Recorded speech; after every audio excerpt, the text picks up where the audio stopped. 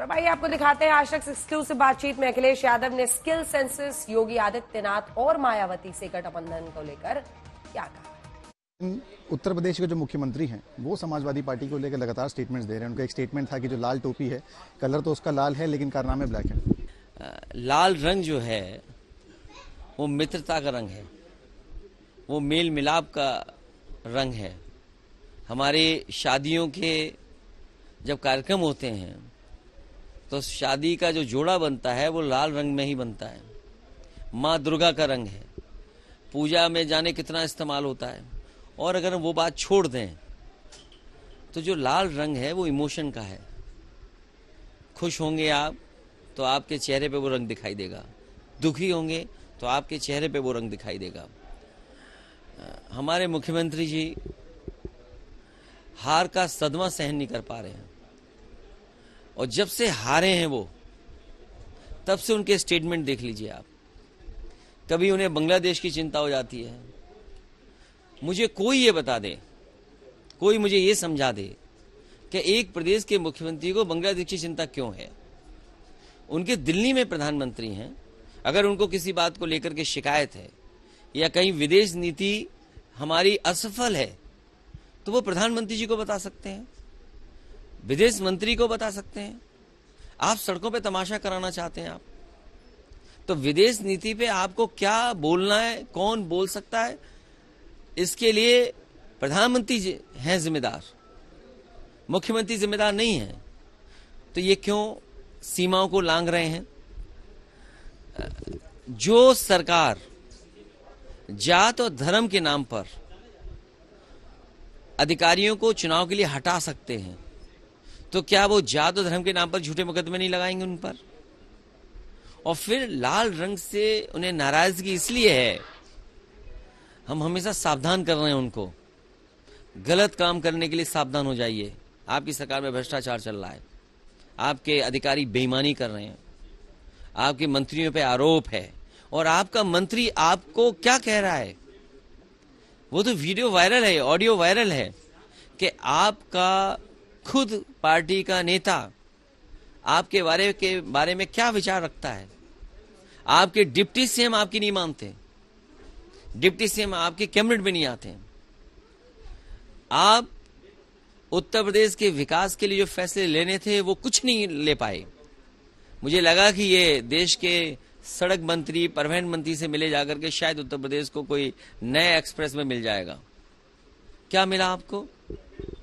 और बुंदेलखंड एक्सप्रेसवे ऐसा बनवाया है कि प्रधानमंत्री के जाने के बाद वो रिपेयर मांग रहा है, उद्घाटन के बाद ही रिपेयर होना है। तो हो सकता है प्रधानमंत्री जी को उसके लिए रिपेयरिंग का पैसा भेजना पड़े। कानपुर में गए, कानपुर की चिंता करनी थी क्योंकि कानपुर स्मार्ट सिटी बनना है, स्मार्ट सिटी का सपना दिखाया। स्मार्ट सिटी क्यों नहीं बना। जो पावर प्लांट वहां बन रहा है चखेरी में, सॉरी पनकी में, जो पावर प्लांट पनकी में बन रहा है वो समाजवादियों की देन है। वो पूरा कब होगा उसका निरीक्षण करना चाहिए था। निवली लिग्नाइट का बन रहा है एक पावर प्लांट, उसके बारे में चिंता करनी चाहिए थी कि अगर वो पावर प्लांट समय से बन जाए तो शायद उत्तर प्रदेश में 24 घंटे बिजली मिलेगी और सस्ती बिजली भी उपलब्ध होगी। मेट्रो जितनी कानपुर में समाजवादियों ने स्वीकृत की थी उतनी ही चल रही, उसके आगे नहीं बढ़ पाई।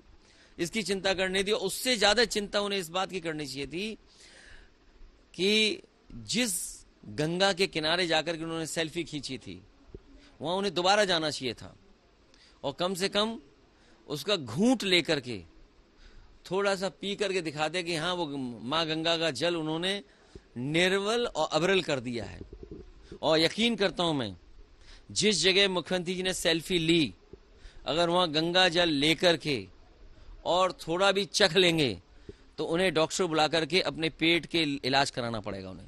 सर, आपने बांग्लादेश की बात करी, बांग्लादेश को भी लेकर कई ऐसे स्टेटमेंट्स आए कि अगर बटोगे तो कटोगे, या फिर जिन्ना की बात हुई। आपको क्या लगता है कि बातें क्यों हो रही। नहीं, मैंने इसीलिए कहा ना कि हार का सदमा ऐसा है, हार की चोट ऐसी लगी है कि उनकी भाषा बदल गई है। और ये भाषा इसलिए बोल रहे हैं क्योंकि उन्हें विकास, रोजगार, महंगाई कम करने, स्वास्थ्य सेवाएं या शिक्षा में जो इंतजाम होना चाहिए वो नहीं कर पा रहे हैं।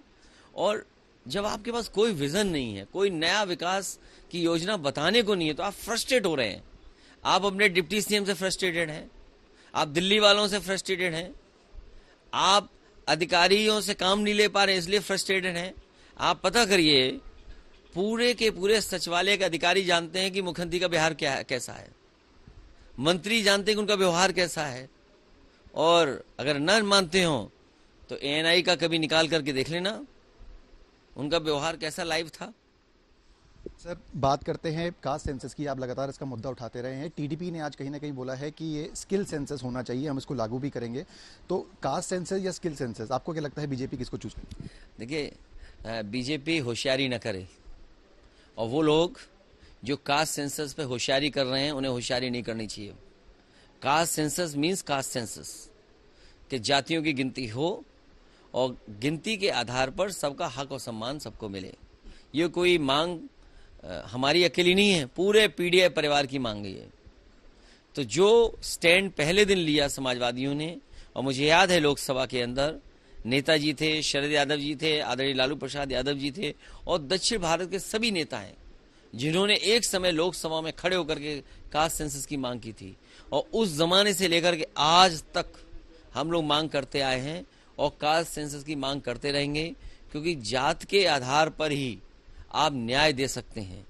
जो हमारा संविधान जो हमें अधिकार देता है, और जो मंडल कमीशन हमें प्रस्तावना में कहता है कि हम जात के आधार पर गरीब हैं, जाति के आधार पर हमें रिजर्वेशन मिलता है, तो कहीं ना कहीं जाति आधार पर गिनती हो, कास्ट सेंसस हो, तभी जाकर के सबका भला होगा। एक आखिरी सवाल अखिलेश जी आपसे लेंगे। बीते दिनों हमने देखा है बसपा प्रमुख मायावती ने आपकी तारीफ भी करी, आपको धन्यवाद भी करा, क्या मायने निकाले जाएं? देखिए, हम लोगों को राजनीतिक शिष्टाचार और बड़ों के प्रति अपना व्यवहार हमेशा अच्छा रखना चाहिए, और उसी रास्ते पे समाजवादी लोग चलते रहे हैं और आगे भी चलेंगे। कोई राजनीतिक मायने नहीं? देखिए, राजनीतिक मायने निकालने को तो तमाम निकाले जा सकते हैं, लेकिन समाजवादियों का हमेशा व्यवहार अच्छा रहा है। और सोचिए, हमारी टोपी को गाली दे रहे हैं तब भी हमारा व्यवहार कितना अच्छा है।